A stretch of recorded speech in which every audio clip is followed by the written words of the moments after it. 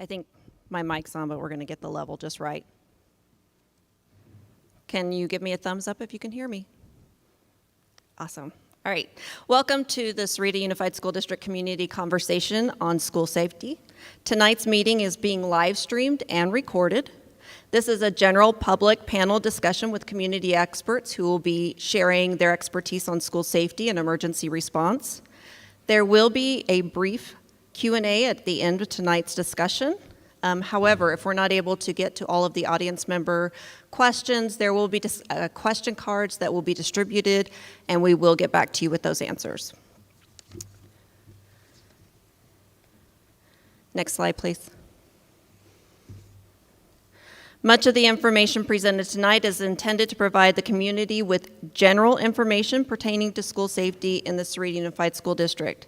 Specific scenario responses will not be discussed to avoid compromising safety plans, and by law, individual student situations and discipline cannot and will not be shared or discussed. I'd like to introduce tonight's panelist. We'll start with Dr. Manuel Valenzuela. He has been an educator for over 30 years and has served as superintendent of Sahuarita Unified School District since 2010. He joined the district in 2005 as the assistant superintendent. In Dr. Valenzuela's tenure as superintendent, the district has achieved multiple systematic indicators of progress and growth as a quality public school organization. Next on our panel is Scott Downs, the current assistant superintendent of administrative services. He's been in that role for the past 12 years. He's been an educator for 26 years, and the last 20 years specifically with the Sahuarita Unified School District. He holds a bachelor's in secondary mathematics education from the U of A and a master's degree in education leadership from NAU. He has lived in the community for the past 16 years and is a proud parent of a 3rd grader and 7th grader who attend Wrightson Ridge. Our next panelist is Lee Berkey. She is a school social worker who has been working with at-risk youth and families and children impacted by trauma for 31 years. She has lived in the Tucson area since 2000, and this is her 2nd year with Sahuarita Unified School District.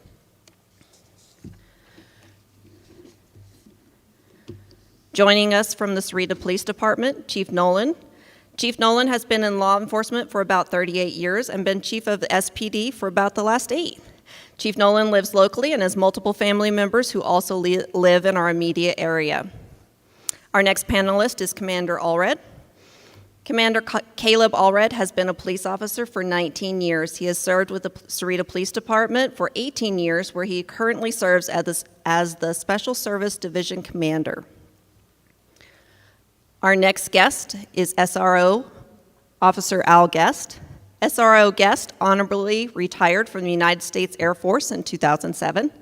He is currently a patrol officer assigned to Sahuarita High School as a school resource officer and has served the town of Sahuarita for 15 years. SRO Guest married his high school sweetheart, and they've been married for 35 years. They have one son who is working and taking college courses currently. Joining us from Pima County Sheriff's Department, Chief Joseph Cameron has led a varied and interesting 35-year career with the Pima County Sheriff's Department. He has spent 29 of these years in patrol and currently serves as the Chief of Staff for the Pima County Sheriff Department. Our next guest is Lieutenant Brett Bernstein, who has served proudly in our community with the Pima County Sheriff's Office or Department since 2005. He currently oversees the Community Engagement Section, which includes the School Resource Officer units, the Community Engagement Team, and the Sheriff's Auxiliary Volunteers. Joining us from Rural Metro Fire Department, Chief Carl Iselhard is a 26-year veteran of the fire service and is currently the fire chief for Rural Metro Fire Department in Pima County, Arizona. This operation serves numerous unincorporated communities in Pima County, including the town of Sahuarita. Chief Iselhard served as Albuquerque Fire Department as a Deputy Chief of Human Resources and EMS prior to retiring and joining Rural Metro as their fire chief in June of 2017. And our final guest is Chief Chuck Wonder, who has been in the fire service since 1992, working for the Tubac Fire District before joining the Green Valley Fire District in 1997. Chief Wonder currently serves as Vice Chair of the Pima County Fire Chiefs Association, serves on the Citizen Corps Emergency Planning Committee for the Green Valley Council, and is actively involved with the Valley Verde Rotary Club in Green Valley. Welcome, guest.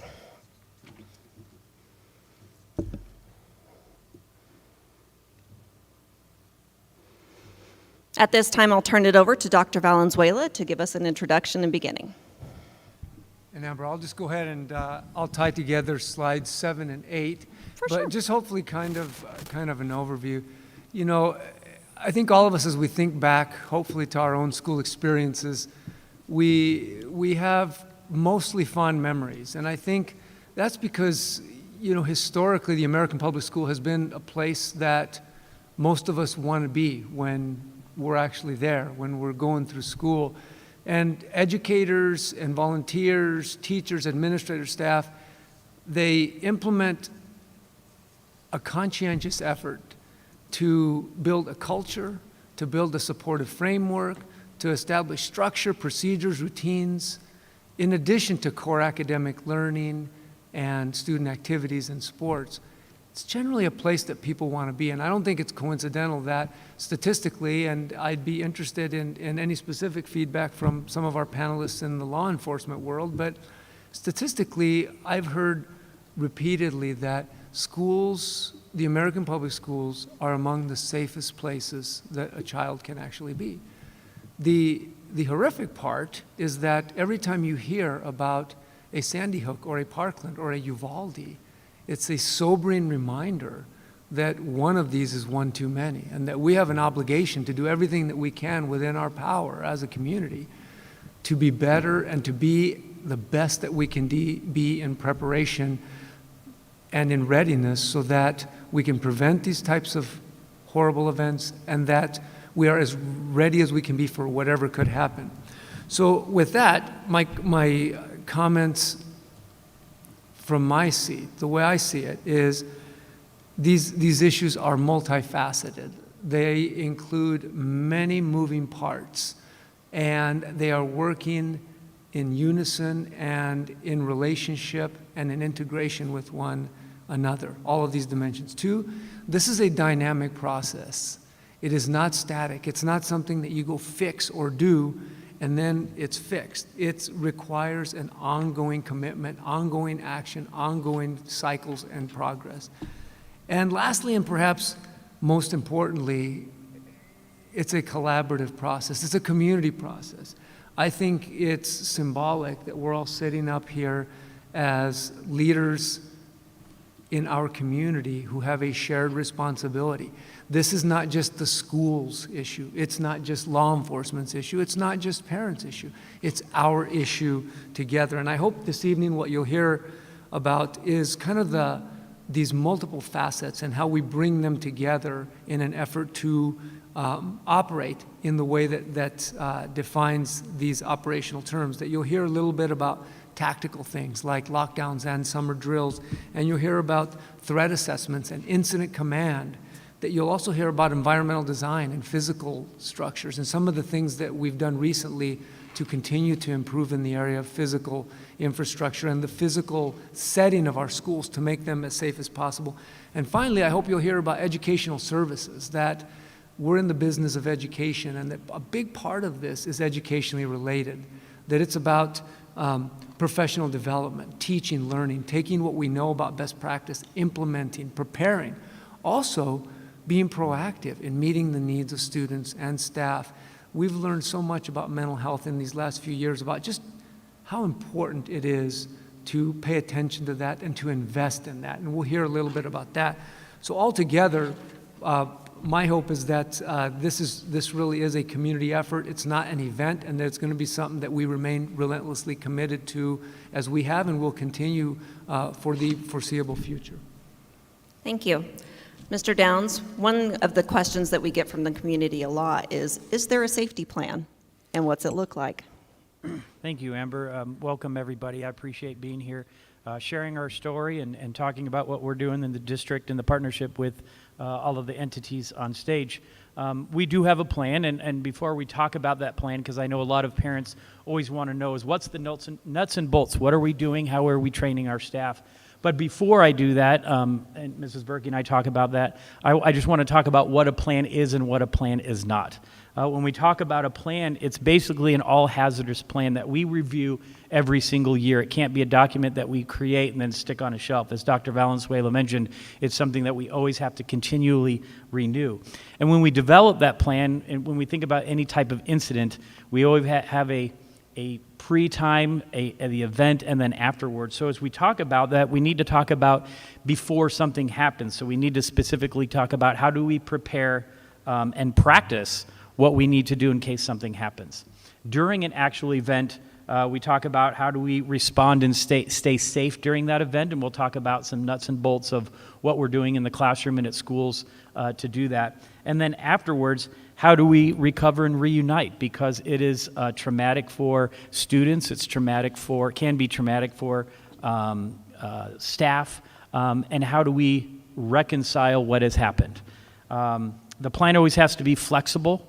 It has to be something that is simple. It can't be something that we take off the shelf and it's a 3-ring binder that's 2 inches thick and it says, okay, what are we going to do, A, B, and C? Most of it is common sense, but it is a great resource that we use to guide our principals in what we do. And the 5 components of those plans, which is what Mrs. Berkey and I are going to talk about, is the first part is about prevention. And it's how do we stop something from happening? That's probably the most important piece. To be reactionary is sometimes sometimes only what people think about, but what are we doing now to prevent things from happening? Also, protection is about actions about how school districts taking action to protect our students, whether it be what we're doing with the personnel on our staff or what we're doing with our physical buildings. Mitigation about what we're doing to reduce the loss of life within the district. Response is pretty self-explanatory, is how do we respond when something happens? Do we shelter in place? Do we lock down? Do we have to evacuate the school? And what is the level of that? A lockdown can be as simple as, there's a swarm of bees outside a classroom. A lockdown in its dramatic form is when somebody's on campus wanting to do harm. And then obviously the last piece of that plan always entails what is the best recovery plan? What do we do when parents are coming to pick up their students? Where is that going to be? Do we have different rooms for different type of parents and grade levels? Because if something happens at school, probably parents aren't going to be able to come here for a couple hours as there's going to be police and barricades. And so what does that look like? So with that, I'm going to pass it over to Mrs. Berkey, I think is going to talk about the next couple slides. Thank you, Mr. Downs, and thank you, everyone, for being here. It's an honor to be part of this community.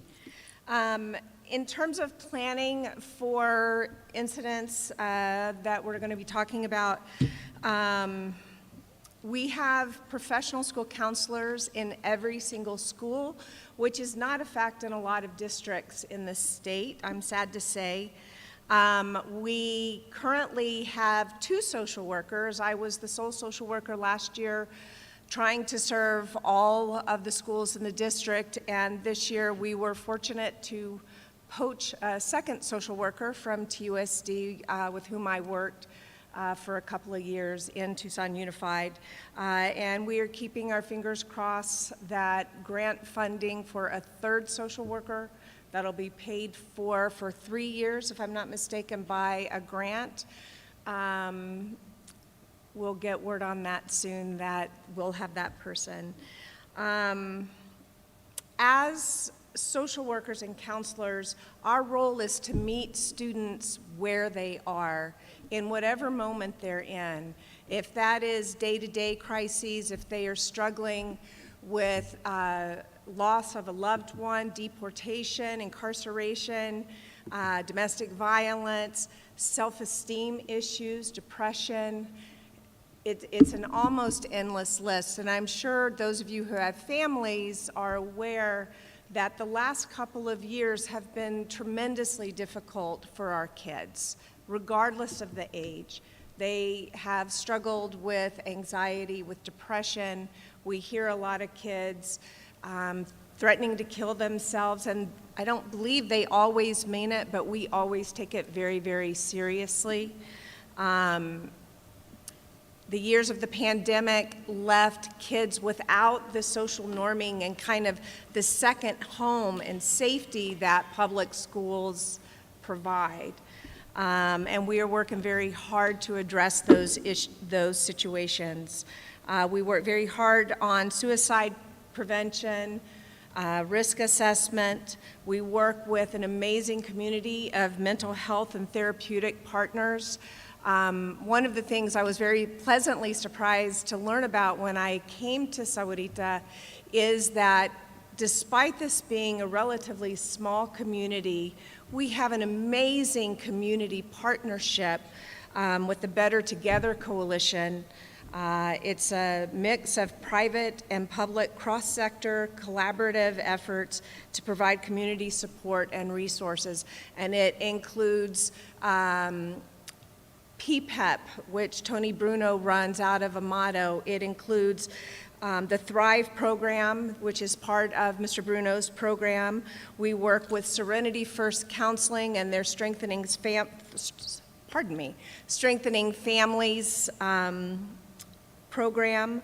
We work with COPE, we work with Intermountain, Casa de los Niños, AZIP's Wake Up program for students who are struggling with substance abuse. And I believe also families are involved in that as well. And in November, the Better Together Coalition will be hosting the annual Let's Talk program, where we will have students from across this district and from Continental here to talk about social emotional health issues and to be proactive in those efforts. Should a traumatic event happen within our community or outside the community but impacts our community, we have a crisis response team. If it ever came to your school, it used to be called the flight team, but we've changed that to crisis response, and we do post-crisis management for mental health aspects, emotional aspects, connection to outside resources, including Emerge, which is an amazing domestic violence shelter and program, Tunadito, which is a program specifically for children and family who are experiencing the serious loss of a loved one, which has certainly happened too many times to count during the pandemic. And then they do post work with them in terms of bereavement. SACASA, which is the Southern Arizona Center Against Sexual Assault, which deals with survivors of sexual abuse. I've worked with them for over 20 years, and they are an amazing group of people. We're also working to build a collaborative approach with primary care physicians, pediatricians, mental health practitioners who are both community mental health members and in the private sector. And coming up, we're going to be training all the school psychs, the two of us social workers, professional school counselors, in a workshop at the end of this month. It's the Prepare workshop. I believe all the administrators have already done the first part of that. And it'll be to train us to better respond to acute traumatic stressors in schools. So, Ms. Berkey, how does a parent refer their child for services if they feel that they need additional support, emotional support? If they need additional support, the first point of contact is the professional school counselor in the student's school. And then it may be referred either to myself or to David Hansborough, who is the other social worker. I am currently covering Sopari, Sahuarita High School, Walden Grove High School, and Sahuarita Middle School. Mr. Hansborough is covering everything else. So that's Anza Trail, Wrightson Ridge, Copperview, the ECC, SPS, and SIS. Thank you. And we will go from there. We will reach out to parents if we feel like you might be interested in another referral out. You can also reach me directly through district email, and we'll make sure to get that posted. But I'm the only Berkey, it's like turkey with a B. I'm pretty easy to find if you just type it into the school email. Thank you. Dr. Valenzuela, can you speak to some of the initiatives that the district has implemented regarding emotional well-being? Yes, ma'am, absolutely. You know, one of the things that I try and keep at the forefront of my mind and also in sharing with our team is that we do not just teach the academic child or the brain of the child. We teach the whole child. And that includes the emotional health and well-being. We just care about the whole child. That's really what this means. And I think there's multiple examples, and it's a relentless quest that we always pursue. Number one, thanks to the support of this community, we're able to maintain a staffing level that is not always possible across our state, and that is staffing a master's level, fully licensed professional counselor at every single school. We'd like to do better. In fact, we perhaps will continue to achieve even greater heights. But to have the availability of that person on site is relevant. They are trained and they are knowledgeable of the national model, the classroom competency-based model, which includes proactive educational lessons and learning about interpersonal skills and important issues like drug and alcohol abuse and communication skills, problem-solving skills, stress management, things like that. They're also teaching about supporting families and students in crisis situations and in targeted assistance with small groups. So our counselors are a great asset. The other thing that we strive to do, and I've heard it since I've been in Sahuarita, is to enhance the level of access for these services, because although we are growing up, and I'm really proud of how we're growing as you look at our community grow, but access is sometimes still an issue, and so we've worked with intentionality and resolve to increase the availability of convenient, affordable access to our students and families here in Sahuarita. Two examples recently are the collaboration with the Intermountain Group. I believe COPE Behavioral Services is also involved. But the idea is we come to an agreement where we let them set up shop in our school facilities. I believe one of them is operating regularly at Wrights and Ridge. And so when there's a need, the logistics are controlled to a degree by providing convenience here on our site. And the other thing we're striving to do to support the emotional well-being is to provide knowledge, to provide professional development to our staff who work with these students in the classroom, on the playground, in the athletic field, so that our staff is knowledgeable about how to work with these students. Lee mentioned a little bit about this training. I actually forgot the name of it, even though I did go through the training with Dr. Mahoney, about a lot of these aspects, about understanding these important issues that maybe we haven't had as much knowledge and all could stand to grow and learn more. So professional development and really learning about things like Jake's Law, which has come to light recently as a law that allows students who need help to get access to services without the barrier of ability to pay getting in the way. It allows them to tap into the state's Medicaid program, the Access program. So again, it's a multifaceted approach, but the goal is to take care of the whole child and to provide convenient, professional, high-quality access. Thank you very much. Mr. Downs, can you speak to the physical security plans? Yes, absolutely. This is the most exciting part for me. This is the nuts and bolts of what are we actually doing with our staff and what are we actually doing with our physical buildings. When we talk about the plan, I don't like to just talk about physical security, but I also like to talk about human security. There are different types of adults that we have on our campuses. We have employees, we have volunteers, and we have guests. And soon we're going to have a lot of construction workers at two of our high schools, thanks to the School Facilities Board and our $18 million that we're going to be adding onto both schools. And what are we doing with the human beings to make sure that they are safe? One, with all of our employees, any certified staff member has to have an IVP fingerprint card. That means they've gone through the state database system and ensures that they don't have any felonies, anything that would prohibit them from working with kids. For our classified staff, they don't have to have an IVP card, but we require all of them to go through a background check, which they have to pay for to work in our schools. So again, we make sure our classified staff is safe.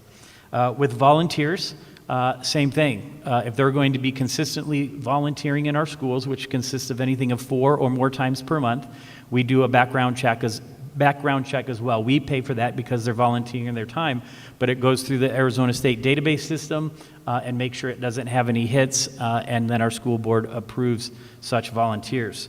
And our last is our guests when they are not here for more than 4 times. And those individuals are required to check into our office and wear a sticker.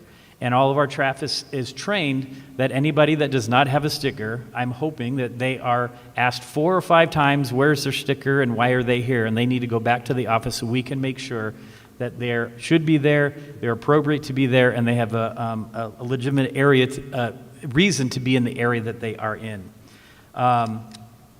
Also with our construction workers, which is going to start happening here soon, is there will be a physical barrier between the construction that is going on and our students. But even if they are on the other side of the fence, how do we know that they're safe? We have required core construction to make sure all of their subcontractors go through a background check as well. Furthermore, every person on site should have a hard hat that has a number on it.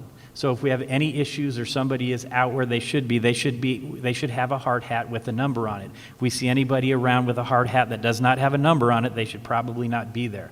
And the hard hats are treated like guest passes, if you will, by core construction to make sure everybody on that site is there, they've gone through a background check, and they are where they need to be. If you have been to any of our schools recently and tried to get in the front door, hopefully you've noticed now that all 9 of our schools have buzz-ins at the front door. I remember our old IT director always said, Scott, safety is not convenient. And that's the hardest thing that we have to do as such an open community in a school district that believes in customer service. We're always available. We had to balance that open door policy with the safety of our students. When we first went on to that endeavor, I contacted the subcontractor that put in the doors, and our first intent was to let the front door be open, and we wanted to have that, I call it the secondary door, like if you went into Onza, you could get in the front door, but then you had to be buzzed in. Same thing with the Sarita High School. So my first intent was let's make sure that secondary door was locked so we had secure campuses. And as soon as I talked to the subcontractor, he said, Scott, once they're in the door, what's the point? Kind of got me thinking, realizing he was a salesman, trying to figure out, well, is he just trying to sell me more doors? And we kind of talked about it, and our cabinet with Dr. Valenzuela, Mr. Brown, and Lizette Huey talked about it. We immediately realized that was the thing to do. We made the conscious decision of knowing that our front door is going to be locked and that you had to be buzzed in. So when you go to the front door, you buzz in, there's an intercom there, and there's also a camera. Staff can see who's at the front door. If something is happening in the front office, there is a second intercom with a camera in another location in case we can't operate from the front office. And part of that, which I'll get into training on the next slide, but is what is the protocol with that front door? And I'll talk about that in a little bit. We also have, obviously, a deterrent perimeter fencing, and I know any bad guy can probably jump the fence. Any guy can shoot through glass, but anything that we can do if somebody is going to do something bad is to slow them down as much as possible, buy us time so we can do and implement our plan. We have security cameras everywhere. A lot of times people think well, that's just a reactionary thing, but it is a useful tool if you need to look live on to see what's going on and what's happening. We don't have a person who watches it 24 hours a day during school to see what's going on, but it is a great way to see what's going on when we need to. We have two-way radios at all of our schools. They can contact the front office, district office by radio. They can contact the transportation department by radio. So if phones go down and computers go down, we still have a way to communicate. Also, at most of our elementary schools, we're kind of on a soft permanent lockdown. All the doors are generally locked. So if somebody comes up, you know, you have to knock on the door and kids are trained to open the door or not. Now, I know sometimes kids just open the door anyway and don't think about it. But again, any little thing that we can do to slow whatever was going to happen down. We've also, we're looking into the protocols now with our current director of technology is we are putting codes into our system. So anybody at any one particular school can call a lockdown from any room. A lot of times people think it has to go to the front office and then they do an all call. Well, we have the ability within our phone system and a certain code that any employee can hit a certain code and do a lockdown. So whether you're the fifth grade teacher in the back of the school or you're at the front office, you have the ability to communicate with the entire school all at once. And the last thing, when we're talking about construction, is once we design a school, we've done it with Copperview Elementary School and Wrightson Ridge, is we take the plans to the Cerrito Police Department. They look at those plans and they give us any advice that they think that they see in terms of school safety, access, fires, anything that we could change before we actually put a shovel in the ground. And we've worked with Officer Blevins in the last 2 schools to make sure that we're doing everything we can and we're designing schools correctly from the very beginning. That's a great segue into Commander Allred speaking a little bit about the school safety environmental assessment that we partner with you on. Absolutely. So several years ago, Mr. Downs reached out and we started collaborating on several of the buildings that the district was getting ready to build. And what we did was we took their plans, we looked at them, we reviewed them, and tried to figure out where the security issues might be. And in doing that, we were able to give feedback that allowed them to make some changes that were critical to the security of the school. Several of our staff members are CPTED certified. It's crime prevention through environmental design, and we use those skill sets not only to look at plans, but we also go down and visit each school. And when we walk each campus, we start off from the outside looking in, and we try to determine where access points may be that a criminal or somebody who wants to do bad to the school might be, and we give feedback and say, hey, you might want to put a camera here, you might want to put a fence here, and we work to provide the feedback that's necessary to provide us a safe school environment, and not only at the outside, but also on the inside. We look at classrooms, we look at windows and coverings and all sorts of different aspects to ensure that when the students are in lockdown, that somebody wishing to do harm, an active shooter or something like that, can't see the students as easily. And so that's our goal, is to provide the feedback to the school district to ensure the kids are safe when they're on campus. Thank you. Mr. Downs, into training? Yes. With the next slide with training, we've done a lot of things with our staff, and I'm happy to say before the unfortunate events of the summer, we had already had our date set to train our administrators. And this summer we sat down with all of our administrators and directors and talked about what are the things that we need to start thinking about if something was to happen. Again, that revisitation of our plan. And we talk about training, again, working with the Cerrito Police Department, Pima County Sheriff. We had 2 trainings at both of our high schools, not because the high schools are more important, but it just lent itself to do some massive trainings. The way that you enter a classroom is the same in any room, whether it's elementary or high school, but at Walden Grove High School, we had the Cerrito Police Department out there for 2 or 3 days. They were working on their training, familiarizing themselves with the building, at least while they were there.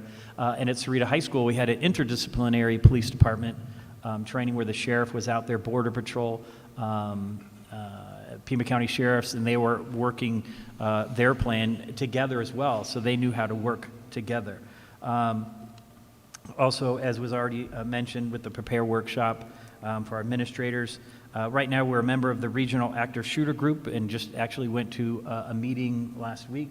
The committee that I'm specifically on is the education of school personnel and policies and how and what do we train our school district employees to do. We do fire evacuation drills monthly. We do lockdowns. We practice shelter in place. Talk about emergency operations and professional training for our staff. Talking about the front doors that the lock system that we just did, training for that. The first thing that I asked the company that installed those doors for us, I said, well, would you just bring the door and then people get let in? And he said, yes. I said, well, that's easy to beat. I said, well, all I have to do is, knock on the front door, total stranger, they don't know who I am, and all I have to do is tell the front secretary, I'm here to register my child. Beep, let me in. So it's about training our staff on the protocols of that front door. And sometimes, as again, security is not convenient, that if we had somebody saying, here, I'm here to register my kid, and they start tomorrow, we might have to say, well, that registration is online, so please fill it out online, make an appointment to come back, we'll be happy. Again, we don't want to treat our schools like a prison and not be welcoming. At the same time, we need to have those proper protocols in place to make sure that we don't have strangers just opening the door.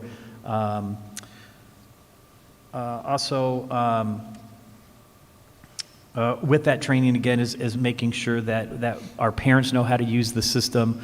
We don't want, a couple of parents entering at the same time. And again, it's just all of us kind of working together to be diligent to make sure that our staff and students are safe. Thank you. And training isn't just at the Sarita Unified School District. Our agencies who share in our partnership of school and community safety also do training. And I'm going to let the panelists kind of share briefly what their training entails and how it supports community safety. Chief Nolan? Sure. Thank you. It's a pleasure being here this evening. I'm not sure how close to this mic I'm supposed to get. Can I be heard? I think we need your mic up. Turned off. Wouldn't be the How's first time. that?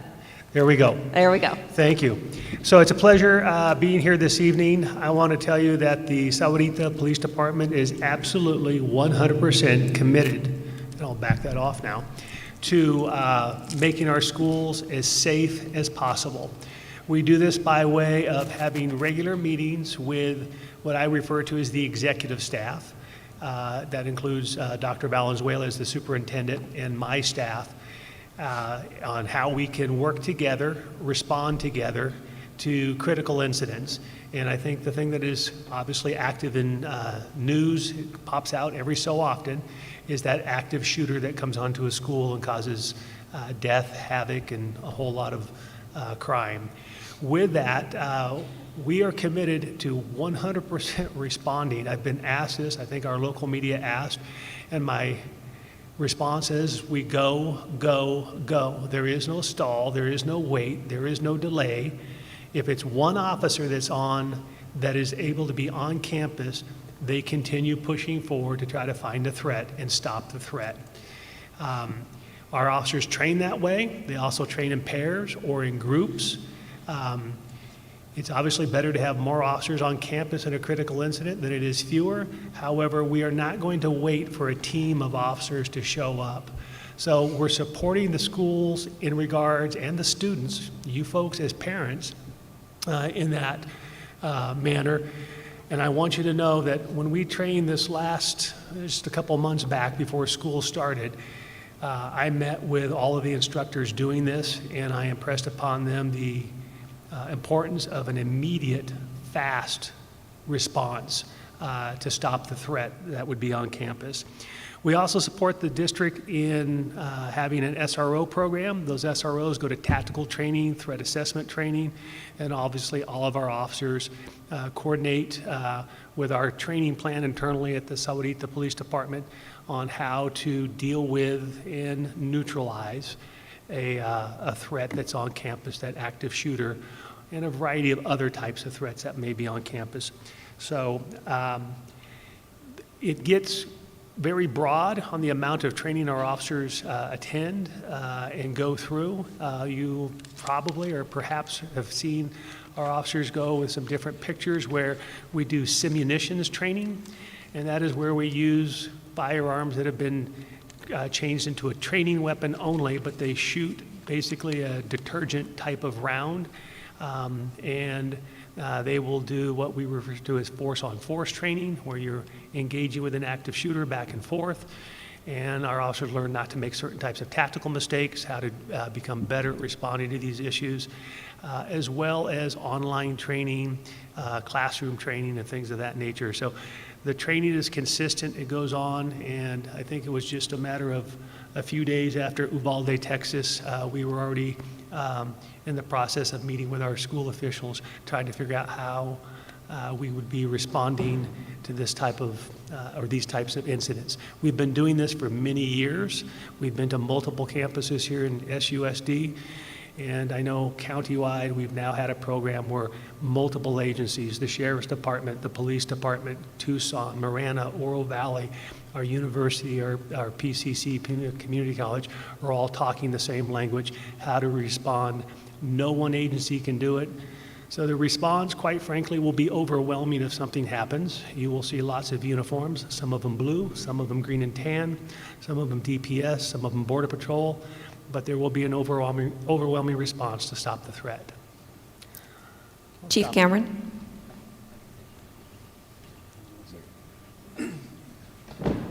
What Chief Nolan has said is absolutely true. And actually, our training mirrors their training, and we're used to working together all the time. And if an incident does occur, there will be an overwhelming response, what Sheriff Nanos is doing right now. Currently, with the regional effort, we're trying to set up through communications that if an incident goes down, basically you just, whichever dispatcher, whichever agency you're dealing with presses a button, it lights up everybody's radio, and it also lights up everybody's phone. So everybody in the area, whichever agency they're with, it'll cut down on time, and you get that much more response. Whether you're on duty or off duty, that's why we include the phones. But everything Chief Nolan said is absolutely correct. I'm going to let Lieutenant Bernstein, who's running our SRO program, kind of go into more details. Yeah, training is very similar to what Sauerty gives. All of our deputies get active shooter training during their basic training. We have a pretty robust SRO program. We have 14 SROs and 2 sergeants in the schools and within Pima County's jurisdiction, and they help with training the faculty in the run, hide, fight classes. That's kind of what everybody in the community is doing pretty much, or at least some version of that right now. What Sheriff Nanos wants to do is regionalize and standardize what all of the school districts and all of the police agencies within the Pima County region are doing. That there's 4 prongs to that, 4 pieces of that. The first is how the law enforcement officers are trained. He wants us all to be trained the same way. So unlike what happened in Uvalde, when we all get to the school where an active shooting situation is occurring, we all know what to expect from each other, and we can respond more efficiently and effectively. The second prong is the training that the faculty get. Right now, if you go from district to district, faculty are getting different training, which makes it difficult to know what to expect from law enforcement response, and it makes it difficult for law enforcement to know what to expect when they get to the school. So we're going to try to get them all on the same page, getting the same training. The third is regarding threat assessments. Every school district and every police department right now uses a different student threat assessment when a threat occurs, and that's just not good information sharing. That's not good for investigations. That's not good for standardizations. We're going to get all those to be the same. And lastly, it's the magic button that Chief Cameron talked about, so that when a terrible incident does occur, we can notify everybody very quickly to speed up the response. Thank you very much. Communication is so important when it comes to school safety. Dr. Valenzuela, can you speak a little bit about that? Sure. I mean, the pressing question, the boots on the ground question is, who can kids talk to when they need to communicate something? And the answer to that is any caring adult, any staff member at school should be approachable and available to take a concern from a student about a safety concern. That's what we're there for, and any individual should be able to point a student in the right direction. I think in terms of communication, we go back to that idea from the very beginning that this is a collaborative effort, that it doesn't belong just to the school or just to the law enforcement folks or just to mental health experts or even just to parents, but it belongs to all of us. I think on the parental side, in terms of communication, I would never underestimate your power as parents to have an impact in these important issues. Number one, I would suggest take time each day to talk to your students. We live in a very hyper-busy, almost distant time where you feel connected, but you're really not. But take time intentionally to engage with your students, and stress, like hopefully our parents did to us, that you can trust me, even about sensitive things, even about things that might make you a little bit uncomfortable or uneasy. You can talk to me, because we as parents are there to put our arms around our kids and support them and advocate for them. monitoring social media. You know, our leadership team recently read a book. It's called iGen. It was written by a psychologist out of San Diego State, Jean Twenge. Some of you might have read it. And really, one of the things that I found really interesting is that this generation of young people, the iGen generation, Gen Z, however you call them, is that they don't know life before these things. And so they are, in a way, the irony is they're hyper-connected. They are more connected than any other generation before them. But yet, a lot of this research, a lot of this psychology research is that they're also very isolated. They feel very isolated. And so that the importance of engagement is really, it just really cannot be overemphasized. And it's kind of neat that you can connect so broadly, but it's also kind of risky, you know, that you always kind of monitored. I remember my parents keeping an eye on me, and my connections were as far as they could see me down the neighborhood or knowing where I was at. Now, I mean, kids on these phones could connect with people who knows where. So it's important that it's not good or bad. It's a tool that you can use for good, but it can be for bad. And so just the importance of monitoring that and being involved with your kids' social media. In many cases, I know in my case it's true, they know more about it than you do, so you kind of have to work to get yourself up to speed, but it's worth the time and effort. And the last thing is, I think, you know, we know as parents, we know our children better than anybody. And if you have a hunch or you see noticeable changes or patterns that are different in their behavior, in their tone, feeling tone, emotions, don't ignore that.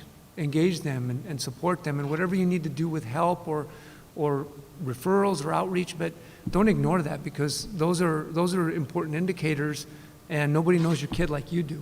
So with that, I think those are pretty good starting points for communication. Absolutely, and I would say that ties right into the role of the school resource officer. Officer Guest, can you speak a little bit about your role at Sahuarita High? Yes, absolutely. First and foremost, it's an honor to serve this community. We have a lot of support from the community, and it is just a blessing to be a part of it.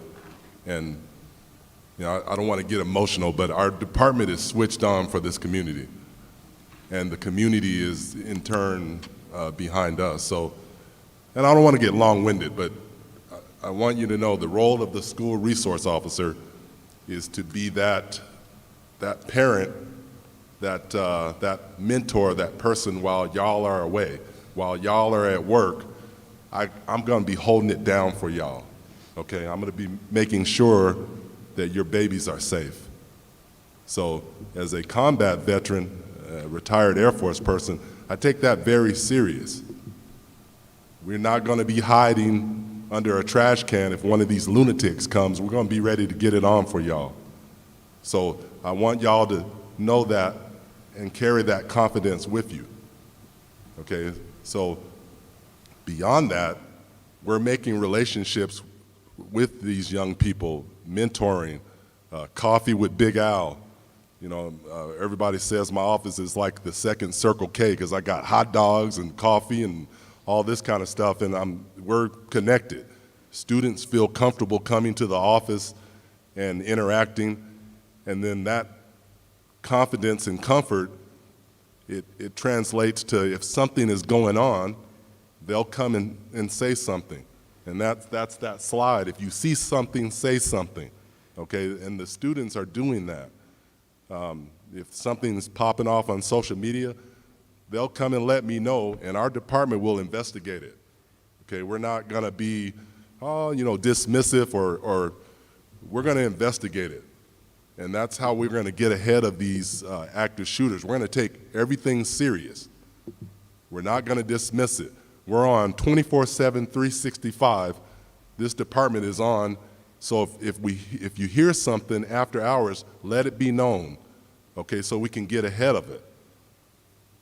So I'm getting long-winded, but listen, the role of this school resource officer, this is probably one of the greatest jobs that I've held, and I've held a lot of jobs as a former Air Force person. You know, this is one of the greatest endeavors for me to keep this community safe and keep these babies safe, They deserve to have the same life that we had, the pursuit of happiness, go on, have a wonderful family. They deserve to have the peace and comfort that we had. So that's, yeah, it's an honor to be here. It's an honor to be on this panel with these leaders up here. So, yeah. We have seen a rise in threats made online, and of course, we take all threats seriously. Chief Nolan, can you speak a little bit about what a student may face if they make such a threat online? Yeah, so we've had people make threats online. We've actually utilized skill sets of our investigations bureau. Sometimes the skill set needs to be enhanced. That's when we reach out to allied agencies, both local, state, and federal. We have utilized those resources and literally tracked down some threats out of the country and found out that they are somewhere on a different continent or an island out somewhere. Other times they're local. But our commitment is when there is a threat that we take it serious, that we investigate it, and we utilize multiple resources. So I just spoke about other agencies, but a single detective or a single SRO, school resource officer, is not assigned to a threat. There is somebody looking over the shoulder, making sure that we're dotting I's and crossing T's or connecting dots. I have to throw a positive shout out to the school district. They have supported us 100%. When we come to them with information saying this doesn't look good, I think they are literally shoulder to shoulder, eye to eye with us in making sure that the safety of the school is paramount. It's the number one thing. So you'll see multiple resources at the SPD addressing online threats. When the skill set is too far past our skill set level, we know when we don't have those, and we reach out, and we've always gotten cooperation, everything from DEA to FBI to state agencies and our local Sheriff's Department, Marana PD. No one agency does it all, and so I'm proud to say that we connect well with the SUSD as well as our allied agencies. Thank you very much.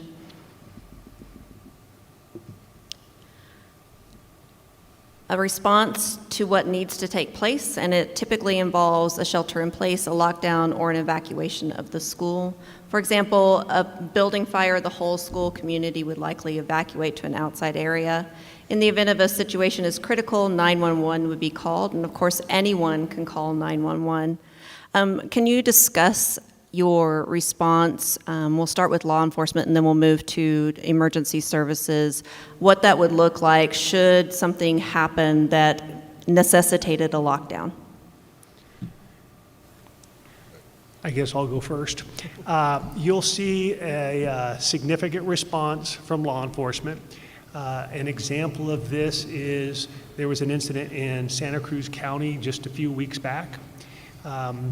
We learned of that through our local school district here. They made us aware of that.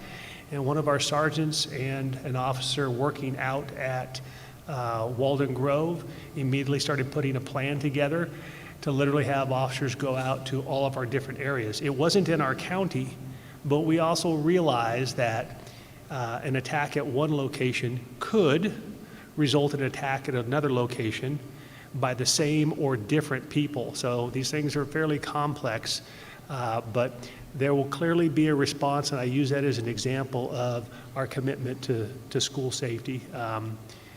I'll leave it there unless there's a follow-up. That's perfect, thank you. And a county response is going to look a little different because, of course, you're a county-wide responding agency. So Chief Cameron or Lieutenant Bernstein, if one of you could respond to what county looks like when there's a lockdown in a rural setting or a rural school setting. The best way to describe our response is massive and overwhelming. We will actually empty other parts of the county and everybody converges on the threat, because we'd rather have too much than not enough, and then we can always scale it back if we find out it's not what it appears to be. But when we get a call like that, it's massive and overwhelming. The thing with the social media and the parents and the schools, it's like a three-legged stool. If one of those legs aren't there, the stool's not going to work. So it takes all three. So if the parents or students or faculty, they see it on social media, we'll get wind of it. So we respond to that house right away. We start the investigation right away. We go to the location where this kid lives, and that's how we start it. And I'm not talking about if an incident's actually going down to the school, or if he's at school, we go to the school. We would rather be safe than sorry. So we take all of these threats extremely seriously, and we'll jump in with Sarita or Marana or TPD. We all help each other out because we're a force multiplier. That's what you call it. Because our staffing, all of us are hurting for staffing, at least the larger agencies are. I think the smaller ones are too. They keep poaching us, keep taking all our good people. But so the way we combat that is we all pitch in together. And Lieutenant Bernstein, you want to jump in on when the actual response comes down? What do you guys do? Yeah, I don't think it's much different than what Chief Nolan described. As soon as we get word of a threat, we begin the investigation. The investigation doesn't end until we've found out there's no more threat. Thank you very much. And of course, fire response, emergency response services is a significant part of a crisis response to a traumatic event. Chief Eiselhard, could you speak a little bit about what Rural Metro trains and does and their response? Sure. So from a fire department perspective, our primary purpose of being there is obviously taking care of the wounded. We have all of our members trained. Well, any firefighter in this area in the state is going to be an EMT or paramedic. So they are all medically trained, first of all. Additionally, they receive more training to take care of combat type wounds because that is a little bit of a different game. So our similar to the sheriffs, our primary goal is to over-resource early. So if there is any kind of incident, Green Valley is going to be there, Rural Metro is going to be there, Corona to Tucson is going to be there, and that's going to extend all the way into the city more than likely. Rural Metro is owned and operated by a bigger corporation, which also owns the local ambulance company here in the state, which is American Medical Response. So while we're responding to these types of incidents, in the back of our minds and in the forefront of our mind, we're already making those requests. So we're pulling resources, mainly transport units, to be able to transport the injured to the appropriate hospitals.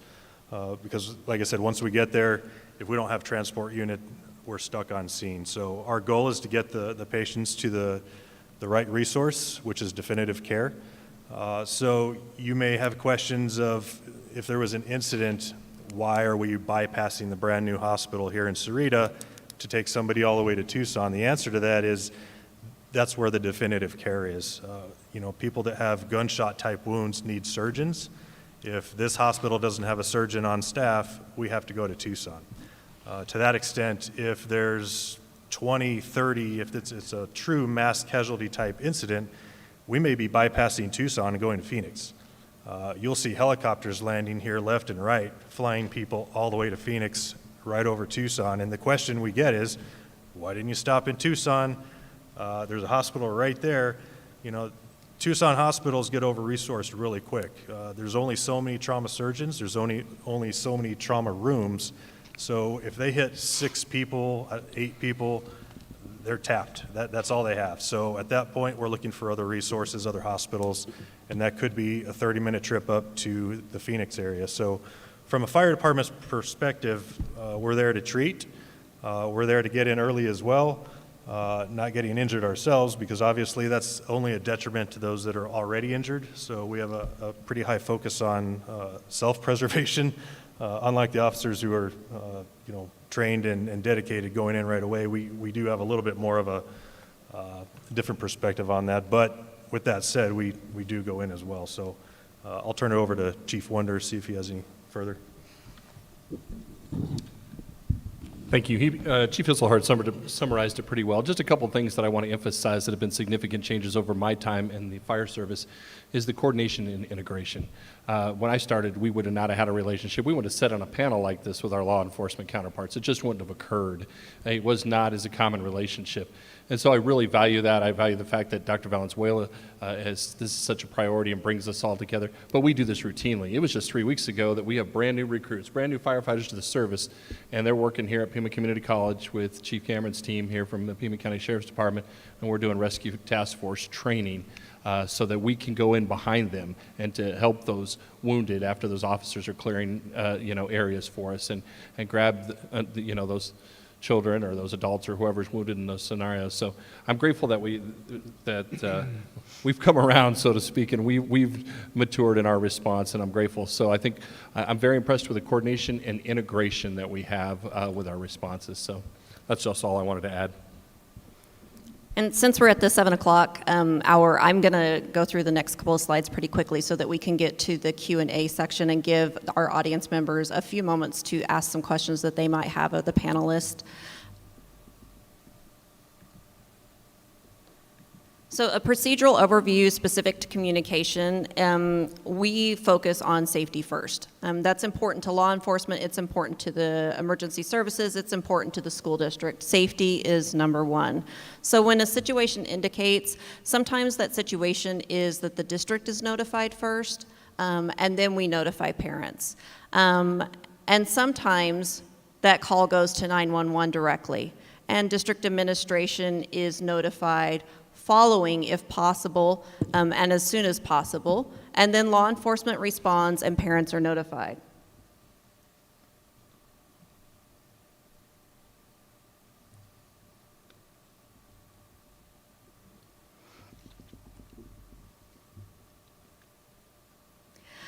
Sometimes when necessary to notify district-wide, we use our alert system, which is our K-12 SWIFT. You've gotten communication from that. It includes email, text, and when necessary or if applicable, a phone call. Most of the time, if it's a general situation, it will just be an email and a text, and then if it's an emergency situation such as a lockdown where we need parents to stay away, we will also issue phone calls. And lastly, our job is also to communicate with the media when they have questions, but again, our focus is safety first, and that will come at the very end.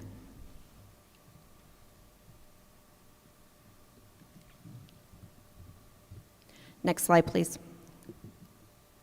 So what type of information can a parent expect during and after a lockdown crisis? When we know that there is an unexpected lockdown or potential safety threat, the district will contact you again by email, text, and if appropriate, phone call. The first message is likely to be very brief. It's just going to say that there's a lockdown in place, law enforcement is responding, we'll give you more information as soon as we have it or are able.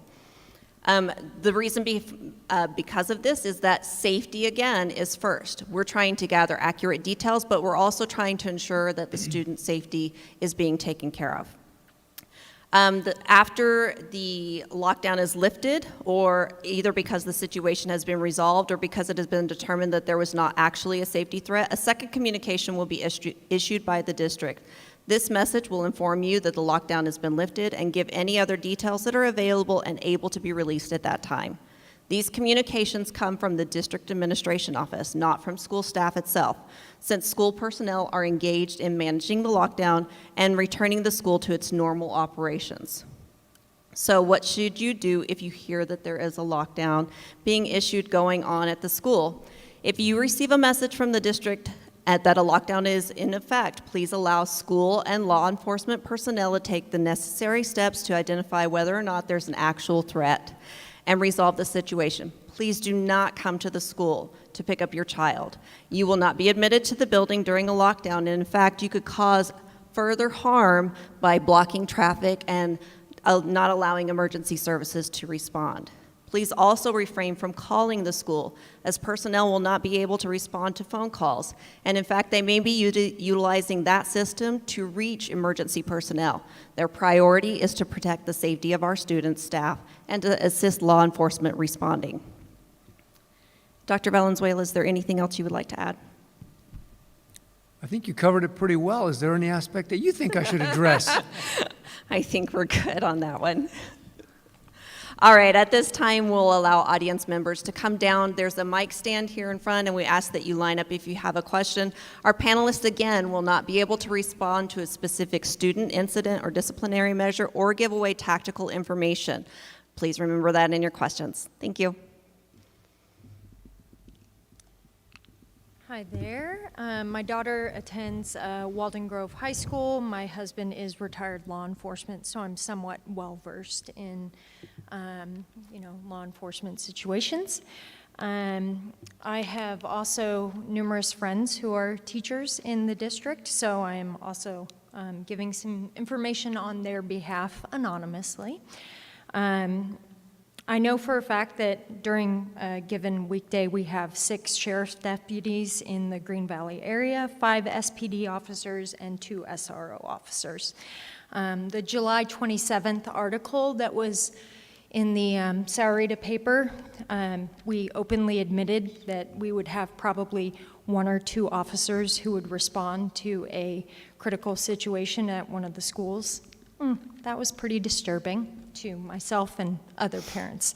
Now you've kind of quelled those fears somewhat, saying we would have a mass response, and I'm with you. I'm believing you that you're going to have a mass response to a situation. And I hope that's truthful and honest, and I believe that it is. But I also know that it's going to take a certain amount of time for those 11 officers, as well as the off-duty officers, Tohono O'odham, Border Patrol, whoever else is going to respond to that situation, at least 15 minutes or so to get there, right?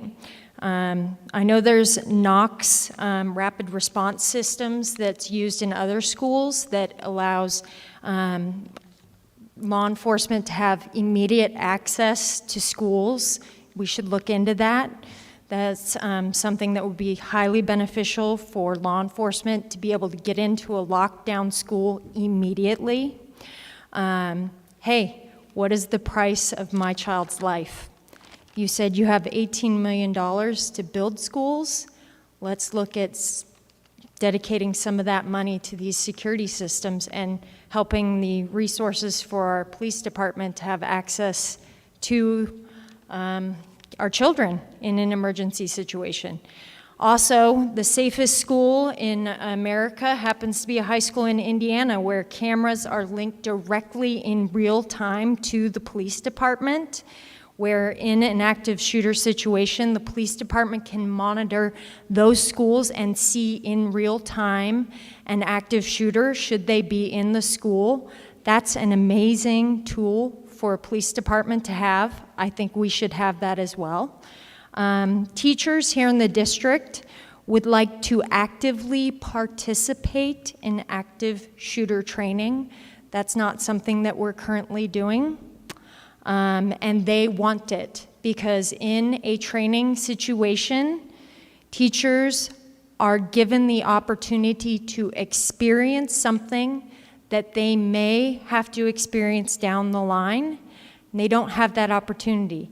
One of my friends said to me that a teacher friend told her, I don't know what I would do in an active shooter situation because I'm not properly trained for it.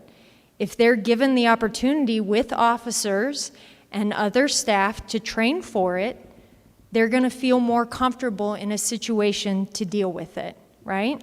I think that's something we can work better towards.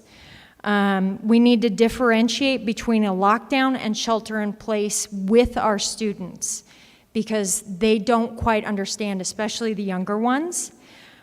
Kids in a lockdown situation should be allowed to lock the bathroom doors, and that's something that they're not able to do right now. And that's something that's scary because if we have children who run to a bathroom or if they've gone to the bathroom and we have an active shooter in the building, they're told they can't lock the bathroom door. I'm sorry, if my child runs to the bathroom and that's a safe place for them, they should know that they can lock that bathroom door. That's something that we need to work on. Another thing is that, and I'm not going to name the school because I don't think we should. This particular school has a pod situation, And the teachers call the center of that pod the teacher where the office is shared. The classrooms share 4 individual classrooms. If one of those classrooms is compromised, and let's say the shooter goes into that particular pod, the doors lock from a particular side. The teachers in the other classrooms are vulnerable because they can't lock their classroom doors. It's just a matter of switching the locks, switching the door handles so the teachers can lock their classrooms. And they've been told by the district, well, we can't rekey all those doors. They don't want the doors rekeyed.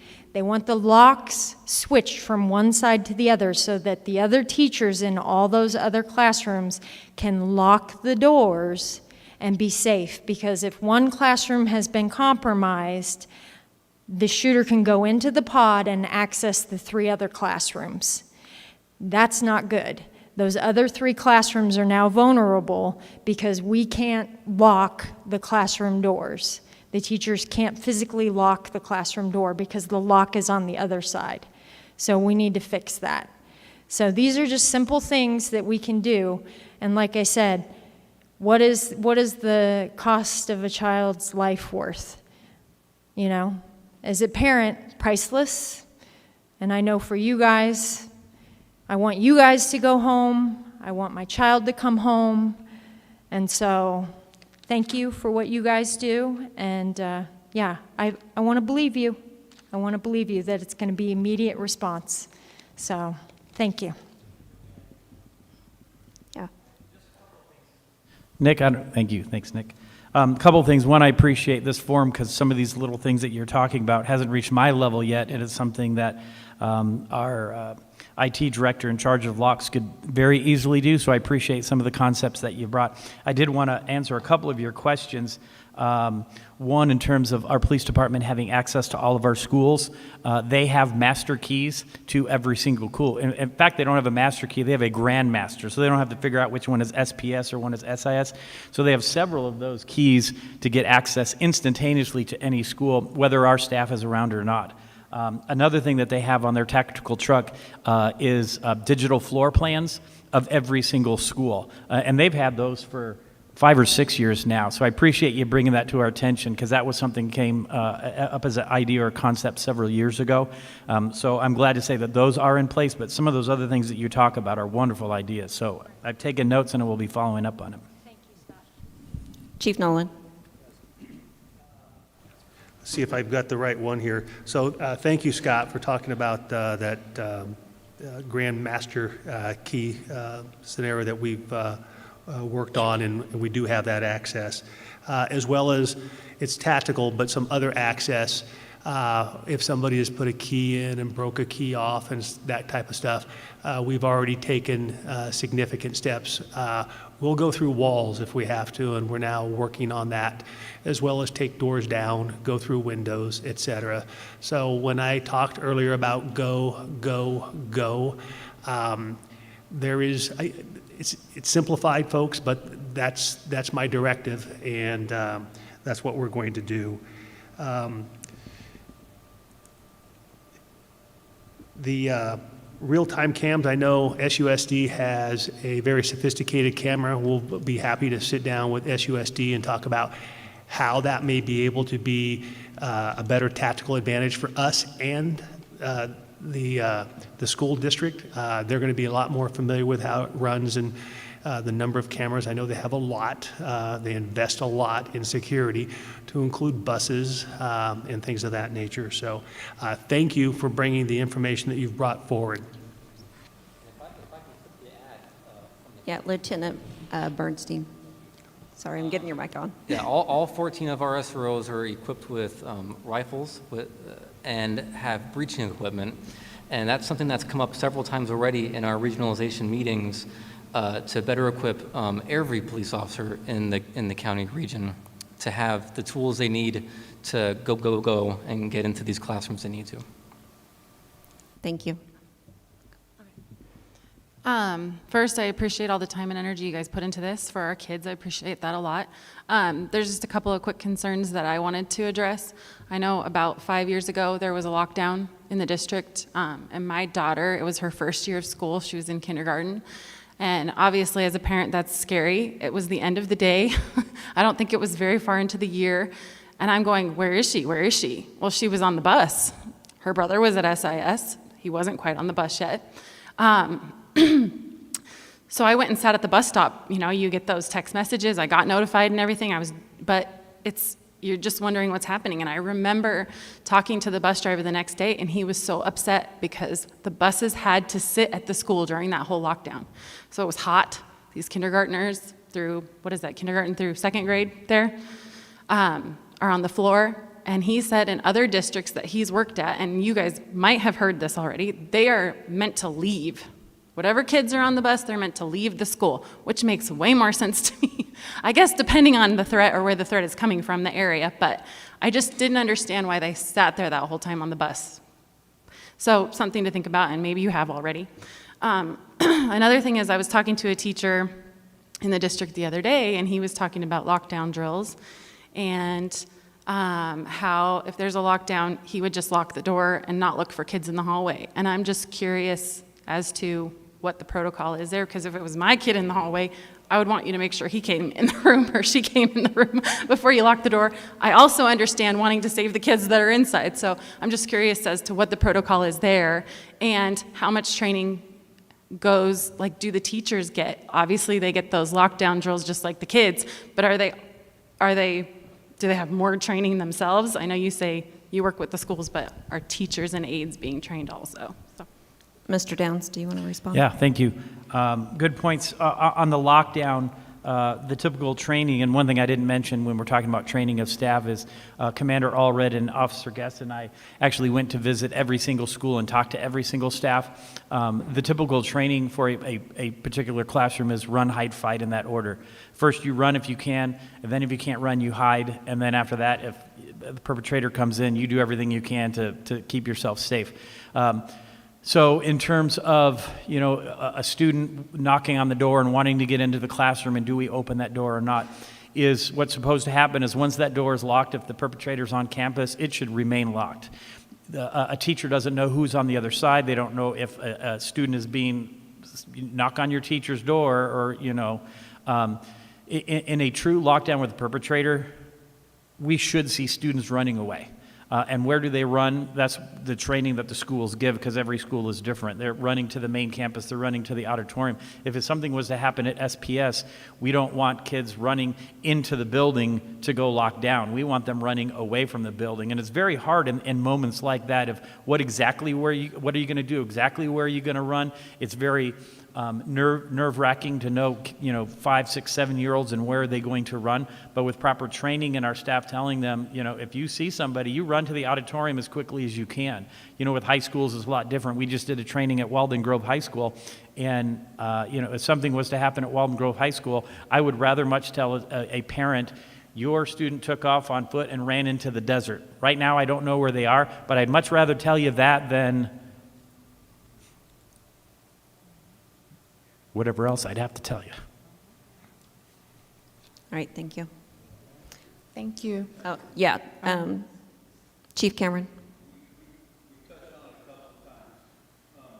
What kind of training the staff is getting, and for years with Sheriff's Department, and we're doing it with Sarita and the other agencies, all the teaching staff, including administration, they're invited. They come, they show up, and word's gotten out. We've got people from the East Coast coming to our training because we do it well.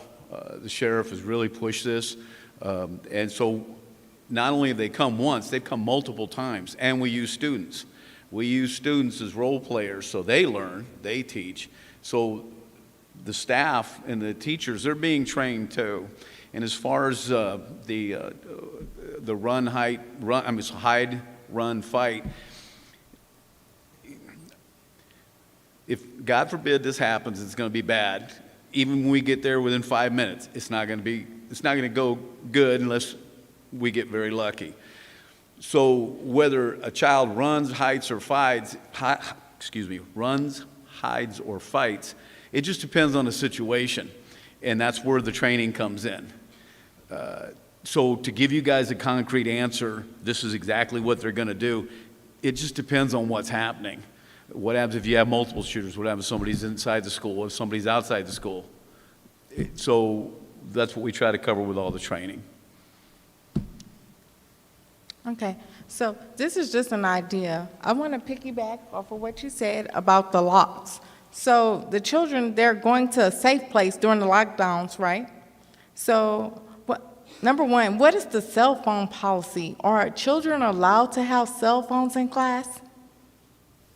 Are they? Yes. Students are allowed to have cell phones at school. It's part of life. During an academic time, it's whether it's the proper time to use it or not. During an actual lockdown, we have told our teachers, and law enforcement has told us, is you should turn your cell off, you should turn it on mute, you should turn the vibration off, because if there's a perpetrator outside, you don't want anything to allude to that person that you guys are in that classroom and hiding. Now afterwards, when the threat is gone, yes, parents or students are going to take out their phone, and frankly, I hope that they would, and I hope this would be their message is, Mom, I'm safe. Don't come to school right now, but I just wanted to let you know. So a cell phone is certainly a tool that can be used in an emergency and non-emergency, and I would expect, my son is in 7th grade. He doesn't have an iPhone, but he has a watch, that looks like or a phone that looks like a watch. Mm-hmm. It is a comfort, and so it's a proper time to use those and not use those, and it's a proper time to train them when they can use them and when they should shut them off. I don't know if that answered your question or not. So to follow up with that, cell phones, I believe, is not a good thing for all of the children to have a cell phone in class. I believe the teacher should have a cell phone. This is just an idea. They go to the safe place, wherever this may be, and there should be an emergency phone. Just like you were talking about the smartwatch, there should be like an emergency phone that a teacher or a student could tap in, say, hey, the threat is here in this area, so that the policemen, fire, they know where it's at, where they're located, and it also locked the doors from the inside. I don't know if y'all could picture this with me, but instead of all these cell phones, because the kids could, you don't know who the threat may be. It could be the child inside a certain particular classroom that's putting and posting. But if we just have this one singular push of a button, and they just know this is where the safety place is to go. The children will go to that area and all come together. Yeah, I don't think cell phones should be in the class. There only should be one singular location. That's all I'm getting at, and the locks from the inside instead of out. Yeah. I'll write it up. I apologize, but I just want to put it out there. Yes, thank you very much. Thank you for sharing your thoughts. We'll take one more question, and then if anybody else has a question, we'll have question cards. Mr. Brett Bonner is here. You'll be able to fill one out, and we'll certainly get back to you with a panelist response. All right. Thank you. I've got two quick questions. One is, you talked about communication. Does the district have an approved anonymous tip line that students and parents both can reach out and communicate to the district? You talked a lot about in the digital age that our students are very tied in, but they're not always comfortable coming forward. And so by having that anonymous tip line, for a lot of you on the panel know who I am, but I also work for a neighboring district, and that's something that we're looking at. So I'm just curious what you guys offer. And then the second quick question is, many of you spoke about threat assessment. Is there a certain program that you guys use that the community can be aware of? I know that we're working with the county to come up with something that's used throughout all of the county, but right now districts kind of have been on their own on that. So those are my two quick questions. Thank you. Amber, can you address the tip line question, please? So we don't have a dedicated specific tip line for just our district. There is an anonymous tip line that we have signed up for services. It's called Anonymous Tip. But we also have an ability for students, staff, family members to submit anything for questions for the district. We have that available on our website right now. Those get directed to me, and then I send them where they need to go. And so we see those as they come in all day long. How do people access that, Amber? How do people know where to find that if they have a concern and they want to go straight to that? To the questions for the district, it's That- on, yes. oh, yeah. That one is on our SUSD website. It's up in the right-hand corner. It's right available for anybody. The anonymous tip line is, I believe, a statewide run system. Actually, it's multi-state system, and so you do have to subscribe to it. It is. If I can. Yes. A moment in regards to threat assessment. Chief Nolan's mic, please. Back on. Thank you. In regards to threat assessment, thank you for bringing that forward. I know multiple agencies, to include the Sheriff's Department, and Sheriff Nanos has been out talking about this in multiple forums, about examining how our different agencies do threat assessments and looking at how each of us do them, what is included in those threat assessments, and how we can learn from each other, and then take the best of all that we are doing and combine that to make sure we are dotting I's, crossing T's, and having a best practice model. So I know we're in the process of doing that right now.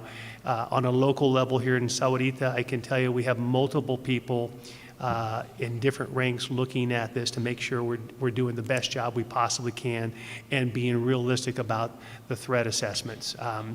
It's been too often where somebody comes out, does a horrific crime, murders multiple people, and then everybody comes out and says, we saw this, we saw this, we saw this, all these things happen, and nobody put the dots together. So the good thing is I think a lot of us are doing very good jobs in it. The other good thing is that we are now all talking with each other and have been now for a while talking with each other on how we make this a better threat assessment protocol. So I hope that answers some of your question. Thank you. We're going to call that a night for our community conversation on safety. If you do still have a question and you want the panelists to respond to it, please fill out a card. We thank our guest panelists for being here, and thank you guys for being here.